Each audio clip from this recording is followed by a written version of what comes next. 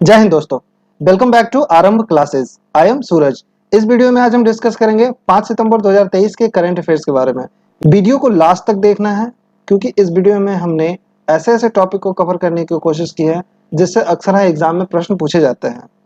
आप चाहें तो हमारे टेलीग्राम चैनल से भी जुड़ सकते हैं। इसका लिंक मैंने डिस्क्रिप्शन बॉक्स में डाल दिया है। अगर आपको वीडियो पसंद आए तो इसे लाइक करें, शेयर करें और चैनल को सब्सक्राइब करना ना भूलें। तो लेट्स स्टार्ट। आपका पहला टॉपिक है, तेलंगाना में कर्निंग इंक कंपनी द्वारा भारत की पहली gorilla glass manufacturing facility establish की जा रही है। तो ये अपने आप में एक इंपॉर्टेंट न्यूज़ है कि कर्निंग इंक तेलंगाना में अपनी गोरिल्ला ग्लास विनिर्माण सुविधा स्थापित करेगा, जो देश में अपनी तरह का पहला इन्वेस्टमेंट है। ठीक है, यह परियोजना जो है 934 करोड़ रुपए के प्रस्तावित निवेश के साथ 800 से अधिक व्यक्तियों के लिए रोजगार का अवसर पैदा करने का वादा करता है और it is such a really good investment. यहाँ पर जो लोकल इकोनॉमिक है, यह परियोजना 934 करोड़ रुपए के प्रस्तावित निवेश के साथ वास्तविक बनने को तैयार है और इस निवेश से 800 से अधिक लोगों को रोजगार मिलने की संभावना है, जिससे लोकल इकोनॉमी बूस्ट होगी। यह जो मैन्युफैक्चरिंग यूनिट है, यह सुविधा तेलंगाना और व्यापक राष्ट्र में स्मार्टफोन विनिर्माण पारिस्थितिकी तंत्र को आगे बढ़ाने के लिए एक महत्वपूर्ण शक्ति प्रदान करने की क्षमता रखता है। तेलंगाना की राजधानी हैदराबाद में अपने पसंदीदा केंद्र के रूप में इलेक्ट्रॉनिक्स विनिर्माण दिग्गजों का ध्यान अक्सर आकर्षित होता रहता है। हैदराबाद में और तेलंगाना में कर्निंग इंक द्वारा पर्याप्त पूंजी निवेश के साथ ये इन्वेस्टमेंट जो है पूरे भारत में फैलेगा। ये जो कंपनी है कर्निंग इंक, इसके बारे में जान लेते हैं। इसका मुख्यालय न्यूयॉर्क में है और ये बेसिकली गोरिल्ला ग्लास के आविष्कारक के रूप में फेमस है। और इसका मैन्युफैक्चरिंग फैसिलिटी यूनिट कहाँ स्टैब्लिश किया जा रहा है? तो तेलंगाना की राजधानी हैदराबाद में। बढ़ते हैं अगले टॉपिक की तरफ। अगला टॉपिक है राष्ट्रीय शिक्षक दिवस 2023। सबसे पहले आप सभी को राष्ट्रीय शिक्षक दिवस की हार्दिक शुभकामनाएं। हर किसी के जीवन में शिक्षक का बहुत ही महत्वपूर्ण योगदान होता है। चाणक्य जी का एक स्टेटमेंट है कि शिक्षक कभी साधारण नहीं होता, प्रलय व निर्माण उसकी गोद में खेलते हैं। तो वास्तव में शिक्षक का होना बहुत ही जरूरी होता है किसी के जीवन में। तो आज 5 सितंबर को भारत हर साल डॉक्टर सर्वपल्ली राधाकृष्णन की जयंती को उनके योगदान और उपलब्धियों को श्रद्धांजलि के रूप में राष्ट्रीय शिक्षक के दिवस के रूप में मनाता है। और इसका बेसिक प्रिंसिपल क्या है? तो इस एजुकेशन के क्षेत्र में छात्रों के जीवन को सही दिशा देने वाले जितने भी टीचर्स हैं, उनके महत्वपूर्ण कार्यों को सम्मान देना और भावी पीढ़ियों के उज्जवल भविष्य के लिए शिक्षकों के महत्व के प्रति जागरूकता फैलाना है। बात करें इसके इतिहास के बारे में, तो साल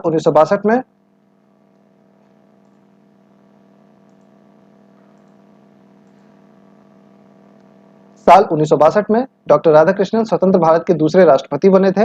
इस दिन को मनाने का उद्देश्य यह है कि राधाकृष्णन के छात्रों ने उनके जन्मदिन का एक विशेष दिन के रूप में मनाने की अनुमति देने के लिए उनसे संपर्क किया था और वह उस सम्मान से हैरान और खुश भी हुए जो छात्रों द्वारा उनके शिक्षक न होने के बाद उन्हें दिया जाता है। बात करें डॉक्टर सर्वपल्ली राधाकृष्णन जी के बारे में, तो वो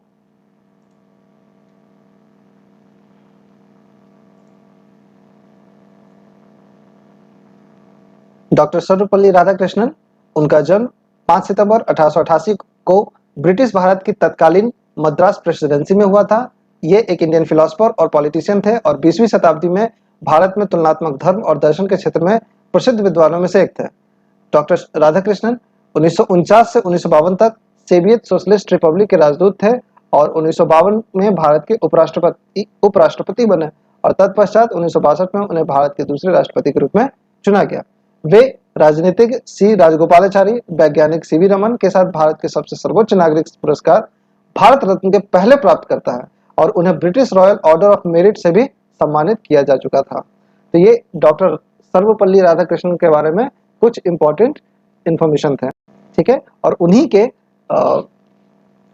योगदान को देखते हुए, उनके जयंती को, उनके योगदान और उनके उपलब्धियों को ध्यान में रखते हुए भारत हर साल 5 सितंबर को राष्ट्रीय शिक्षक दिवस मनाता है।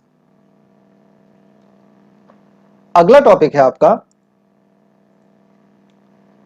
तमिल अभिनेता और कॉमेडियन आर.एस. शिवाजी का 66 वर्ष की आयु में निधन हो गया। ये बहुत ही फेमस एक्टर थे, बॉलीवुड से भी इनका संबंध था और तमिल मूवी से भी इनका संबंध था।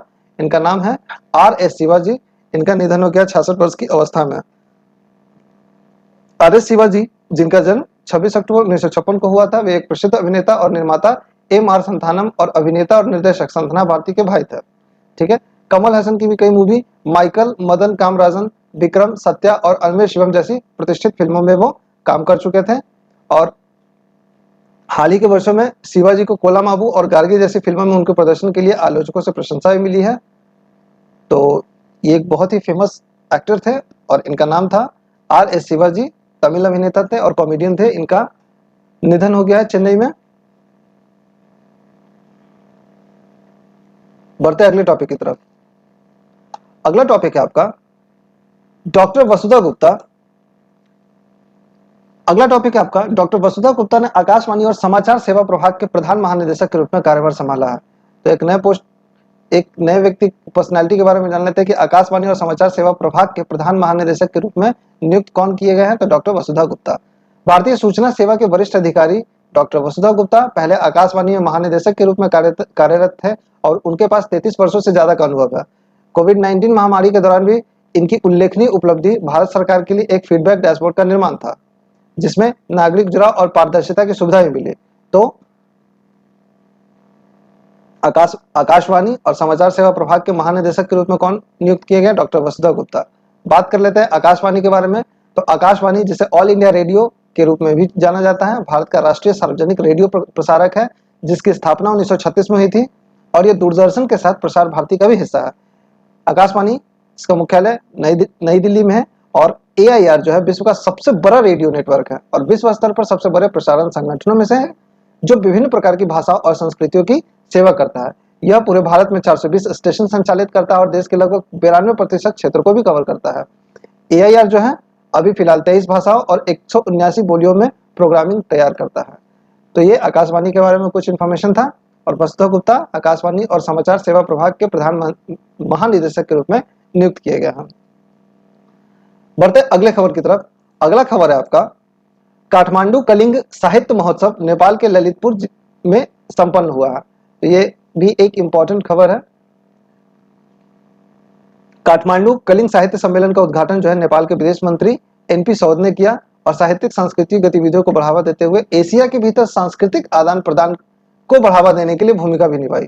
इस कार्यक्रम में भारत, नेपाल, भूटान, बांग्लादेश और श्रीलंका के साहित्यकारों ने भाग लिया, जिसमें साहित्य, संगीत, कविता और अन्य विभिन्न कला रूपों का प्रदर्शन किया गया। इस महोत्सव में सबसे इंपॉर्टेंट चीज यशस्वी साहित्य सम्मान पुरस्कार जो है उल्लेखनीय हस्तियों को प्रदान किया गया, जिसमें प्रोफेसर अवधेश प्रधान, अभिनेत्री और लेखिका दिव्या दत्ता भी मौजूद रही।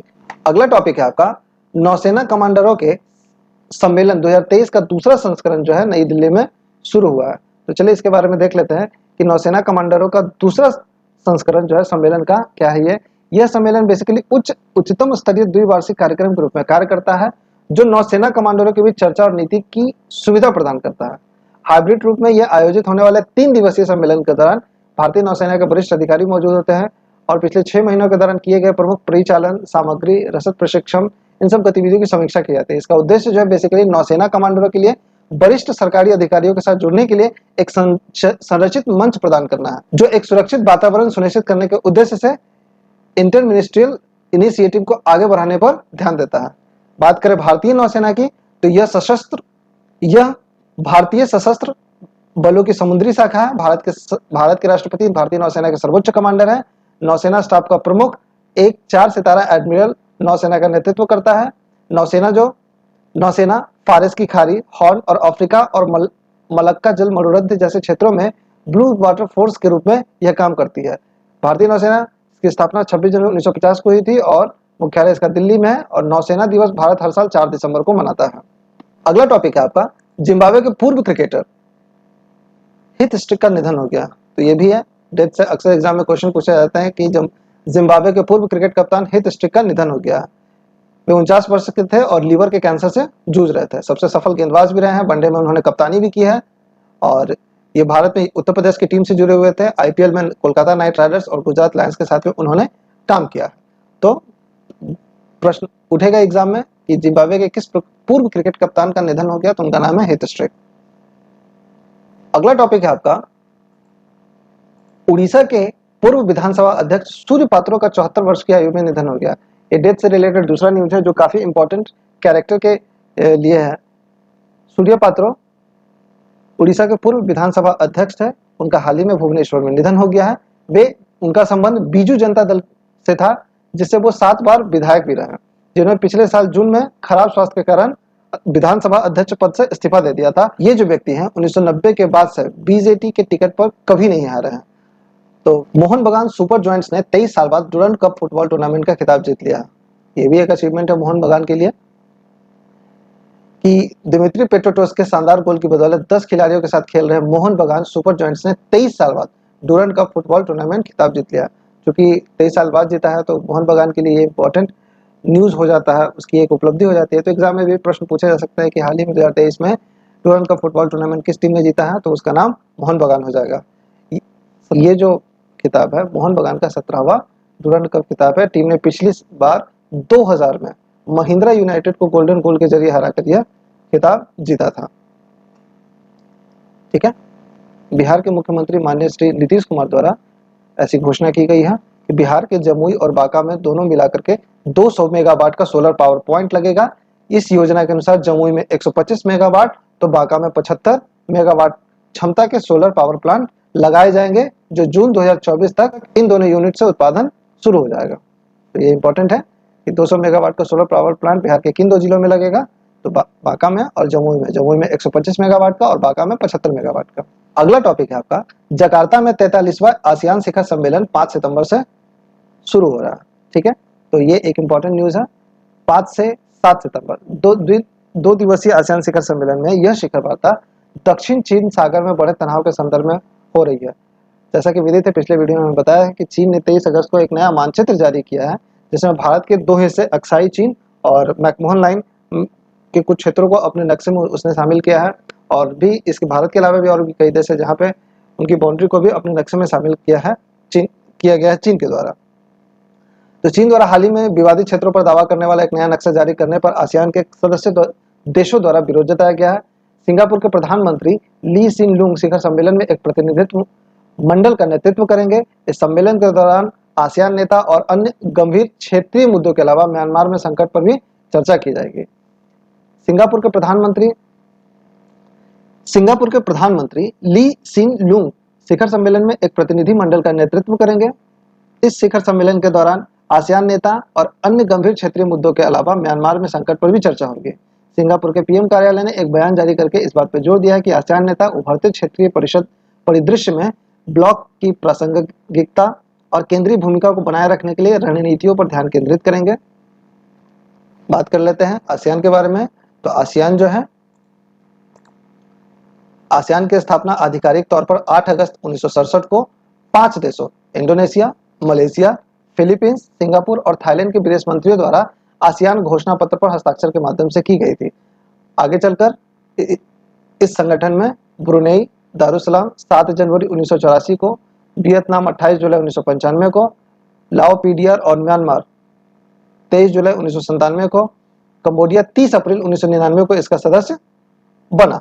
वर्तमान में आसियान में कुल 10 सदस्य देश शामिल हैं। अगला टॉपिक है आपका इटालियन ग्रैंड प्रिक्स 2023 में मैक्स वर्स्टैपेन ने ऐतिहासिक लगातार 10वीं रेस जीती है। मैक्स वर्स्टैपेन ने 2023 इटालियन ग्रैंड प्रिक्स में इतिहास रचा और अपनी लगातार 10वीं फार्मूला 1 रेस जीत हासिल करते हुए एक उल्लेखनीय रिकॉर्ड बनाया। बात करें इनके रिकॉर्ड के बारे में, तो इस सीजन में उल्लेखनीय उपलब्धि हासिल करते हुए एक दशक पहले सेबेस्टियन वेटेल के लगातार 9 जीत के पिछले रिकॉर्ड को भी इन्होंने तोड़ दिया है। और इस साल वर्स्टैपेन ने कुल 12 रेसें जीती है। बात करें इटालियन ग्रैंड प्रिक्स 2023 के परिणाम को, तो पहले स्थान पर है मैक्स वर्स्टैपेन, दूसरे स्थान पर है सर्जियो पेरेज और तीसरे स्थान पर है कार्लोस साइंज। तो इटालियन ग्रैंड प्रिक्स के विजेता कौन है? Max Verstappen. अगला टॉपिक है आपका भारत ने पाकिस्तान को पुरुष हॉकी 5S एशिया कप 2030 में हरा दिया। भारत ने फाइनल में पाकिस्तान को पेनाल्टी शूटआउट में हराकर ओमान के सलाला में उद्घाटन पुरुष हॉकी 5S एशिया कप 2023 जीत ली है। ठीक है, भारत ने सेमीफाइनल में मलेशिया पर जीत के साथ 2024 FIH हॉकी 5S विश्व कप के लिए क्वालिफाई कर लिया था। तो भारत ने पाकिस्तान को पुरुष हॉकी 5S एशिया कप में 2023 में हरा दिया। अगला टॉपिक है आपका, पूर्वोत्तर सीमांत रेलवे ने PMI दक्षिण एशिया पुरस्कार 2023 जीता है। आइए जानते हैं इसके बारे में। पूर्वोत्तर सीमांत रेलवे ने हाथियों की जान बचाने के लिए अपने micro project of the year यानी घुसपैठ का पता लगाने वाली प्रणाली के लिए PMI दक्षिण एशिया पुरस्कार जीता है। किसने? पूर्वोत्तर सीमांत रेलवे ने। घुसपैठ जांच प्रणाली रेलवे पटरियों के पास आने वाले हाथियों का पता लगाने में मदद करती है और स्थानीय पायलट, स्टेशन मास्टर, स्टेशन प्रबंधक को भी इसका अलर्ट मैसेज दिया जाता है ताकि दुर्घटना को रोका जा सके। इस पुरस्कार की शुरुआत बेसिकली 2009 में की गई थी और उसके बाद से रेल मंत्रालय के तहत किसी जोनल रेलवे की ये पहली जीत है जो ये अवार्ड मिला है। इस साल NF ने BEL भारत इलेक्ट्रॉनिक्स को हराकर यह पुरस्कार हासिल किया था। PMI दक्षिण एशिया की स्थापना परियोजना प्रबंधन के क्षेत्र में प्राप्त उपलब्धियों को पहचानने और सम्मानित करने के लिए की गई है। PMI दक्षिण एशिया पुरस्कार 2023 किसने जीता है? तो पूर्वोत्तर सीमांत रेलवे ने। अगला टॉपिक है आपका, ये बहुत ही इंपॉर्टेंट इंडेक्स है कि आर्टिफिशियल इंटेलिजेंस इंडेक्स रिपोर्ट 2023 में कौन सा देश टॉप पे है, भारत का क्या स्थान है और ये इंडेक्स है क्या। आइए जानते हैं इसके बारे में। स्टैनफोर्ड की नवीनतम आर्टिफिशियल इंटेलिजेंस इंडेक्स रिपोर्ट 2023 के अनुसार 2022 में भारत में सॉफ्टवेयर डेवलपर्स ने GIT हब में AI से संबंधित परियोजनाओं में 24% से अधिक का योगदान दिया है, जो दुनिया में सबसे अधिक है। इस इंडेक्स के अनुसार भारत 2022 में AI आधारित उत्पादों और सेवाओं की पेशकश करने वाले स्टार्टअप द्वारा प्राप्त निवेश के मामले में ये 5वें स्थान पर रहा। तो ये जो इंडेक्स है इसमें इंडिया का रैंक क्या है? इंडिया का रैंक है 5th। ठीक है। भारत में AI स्टार्टअप को कुल राशि के रूप में 3.24 अरब डॉलर का निवेश मिला है, जिसमें दक्षिण कोरिया, जर्मनी, कनाडा और ऑस्ट्रेलिया जैसे देशों को इस मामले में पीछे छोड़ दिया गया। हालांकि यह निवेश प्राप्त करने के मामले में भारत अभी अमेरिका, चीन, UK और इजराइल से पीछे है, 5वें स्थान पर। इस रिपोर्ट के अनुसार भारत में AI स्टार्टअप को 2013 से 22 तक कुल 7.73 अरब डॉलर का फंडिंग प्राप्त हुआ है, जिसमें यह उन देशों में 6ठे स्थान पर है जिन्हें सबसे अधिक AI निवेश मिला। हालांकि इस अवधि में 40% फंडिंग केवल 2022 में ही हो गई थी। बात करते हैं इस रिपोर्ट के बारे में, तो इस रिपोर्ट में का ये जो लिस्ट है वो आप देख सकते हैं कि सबसे टॉप पे कौन है। इस लिस्ट में सबसे टॉप पे यूनाइटेड स्टेट्स है, दूसरे स्थान पे चाइना, तीसरे स्थान पे यूनाइटेड किंगडम, चौथे स्थान पे इजराइल, 5वें पे कनाडा और 6ठे पे इंडिया है। Top countries with the highest private investment, ये हो गया प्राइवेट इन्वेस्टमेंट को लेकर के। वही आर्टिफिशियल इंटेलिजेंस इंडेक्स रिपोर्ट की बात करें तो उसमें आपका भारत 5वें स्थान पर है। वो आप इस राइट साइड में देखिए, यूनाइटेड स्टेट्स पहले स्थान पे है, चाइना दूसरा, यूनाइटेड किंगडम तीसरा, इजराइल चौथा और 5वें स्थान पे अपना प्यारा भारत। ठीक है। अगला टॉपिक है आपका, उत्तराखंड के मुख्यमंत्री ने देहरादून में ग्लोबल इन्वेस्टर्स समिट का लोगो और वेबसाइट लॉन्च किया है। क्या है इसके बारे में देखते हैं। उत्तराखंड के मुख्यमंत्री पुष्कर सिंह धामी ने 8 से 9 दिसंबर 2023 को देहरादून में होने वाले इन्वेस्टर ग्लोबल समिट के लिए लोगो और वेबसाइट का उद्घाटन किया है। यह समिट क्या है? तो यह 2 दिवसीय शिखर सम्मेलन का उद्देश्य विभिन्न क्षेत्रों में 2.5 लाख करोड़ रुपए के निवेश को आकर्षित करने में महत्वाकांक्षी लक्ष्य को प्राप्त करना है। मुख्यमंत्री धामी ने पर्यटन और कल्याण, कृषि और बागवानी, स्वास्थ्य और शिक्षा जैसे महत्वपूर्ण क्षेत्रों में निवेश आकर्षित करने की इस योजना की क्षमता में अपना विश्वास व्यक्त किया है। बात करते हैं इसके अनदर पॉइंट, तो ईज ऑफ डूइंग बिजनेस की श्रेणी में उत्तराखंड शीर्ष अचीवर्स में से एक है। नीति आयोग द्वारा हाल ही में जारी निर्यात तैयारी सूचकांक में भी उत्तराखंड गर्व से हिमालयी राज्यों में पहले स्थान पर और देश भर में प्रभावशाली 9वें स्थान का दावा करता है। वर्तमान में उत्तराखंड के मुख्य सचिव हैं SS संधू। तो ये इंपॉर्टेंट क्वेश्चन है वास्तव में कि देहरादून में ग्लोबल इन्वेस्टर समिट का आयोजन 8 से 9 दिसंबर 2023 को किया जा रहा है। इसमें क्या हुआ है? तो बेसिकली इन्वेस्टमेंट को रिकॉल करने के लिए, निवेश को आकर्षित करने के लिए ये समिट किया जा रहा है। तो ये आज के कुछ इंपॉर्टेंट करंट अफेयर्स थे जिनसे एग्जाम में प्रश्न पूछे जाने की प्रबल संभावनाएं बनती हैं। कुछ इंपॉर्टेंट टॉपिक थे जिसको हमने डिस्कस किया। अगर इस वीडियो से रिलेटेड आप कोई सुझाव देना चाहते हैं तो कमेंट बॉक्स में टाइप करके जरूर बताएं। मिलते हैं अगले वीडियो में। धन्यवाद।